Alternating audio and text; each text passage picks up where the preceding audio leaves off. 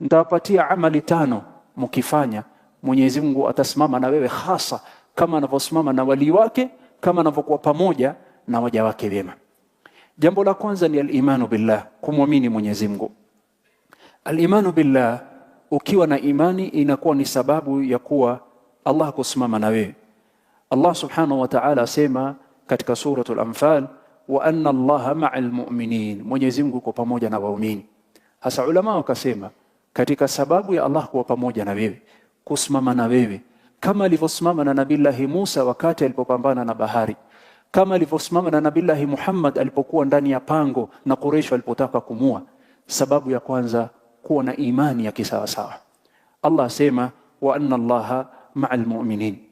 Sababu ya pili ya Allah kusimama na wewe, ulama wametaja kwa ushahidi wa Qur'ani, ni kuwa na taqwa Allah, kumcha Mwenyezi Mungu. Yale ambayo Allah amekuamrisha fanya, yale ambayo Allah amekukataza achana nayo. Unapokuwa na takwa katika maisha yako, inakuwa sababu ya Allah kusimama na wewe.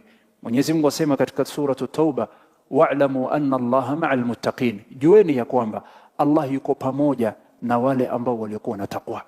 Na zaidi ni kwamba takwa ni sababu kubwa ya Allah kukufariji, wa man yattaqillaha yaj'al lahu makhraja. Sababu ya tatu ya Allah kusimama na wewe ni kuwa na subra katika maisha yako. Allah asema wallahu ma'as sabirin. Mwenyezi Mungu asema katika suratul Baqara, wallahu ma'as sabirin. Mwenyezi Mungu asema katika suratul Anfal, inna Allaha ma'as sabirin. Ulama wakasema kando na kuwa na imani, kando na kuwa na takwa, katika sababu ya Allah kusimama na wewe pamoja, kama alivyosimama na Nabillahi Musa wakati alipopambana na Firauni na bahari mbele yake, kama alivyopambana na Nabillahi Muhammad alipokuwa ndani ya mpango, akasema inna Allaha ma'ana. Sababu ya tatu ni as-sabr, kuwa na subra. Sababu ya 4 ya Allah kusimama na wewe kwa haraka ni kufanyia ihsani waja wa Mwenyezi Mungu.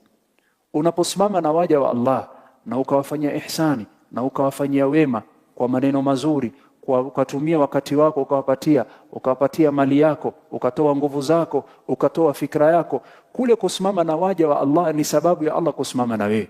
Mwenyezi Mungu Subhanahu wa Ta'ala asema katika suratul Nahl, inna Allaha ma'al ladhina taqaw wal ladhina hum muhsinun. Allah yuko pamoja na wale ambao walikuwa na takwa, Allah yuko pamoja na wale ambao wanaufanya wema na kufanyia wema watu wengine.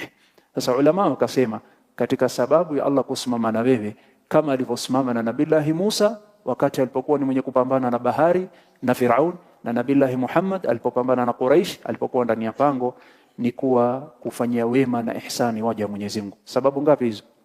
4. Nimesema ngapi? 5. Nitawapatia sababu ya 5.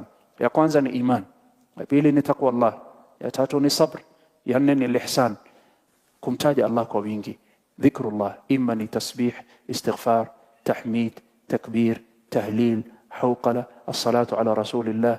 Hii ni sababu ya Allah kusimama na wewe, na kusoma Qur'ani kwa wingi ni sababu ya Allah kusimama na wewe, kama alivyosema Mwenyezi Mungu Subhanahu wa Ta'ala katika hadithi al-Qudsi, ana inda dhanni 'abdi bi wa ana ma'ahu idha dhakarani. Allah sema mimi niko pamoja na mja wangu anaponitaja. Kwa hivyo hizi ndo sababu 5 za msingi Allah kusimama na wewe, kama Allah alivyosimama na Nabillahi Musa dhidi ya Firauni na bahari mbele yake, kama Allah alivyosimama pamoja na wali wake, kama Allah alivyosimama pamoja na mtume wake, Allah atasimama na wewe ma'iyatan khasa.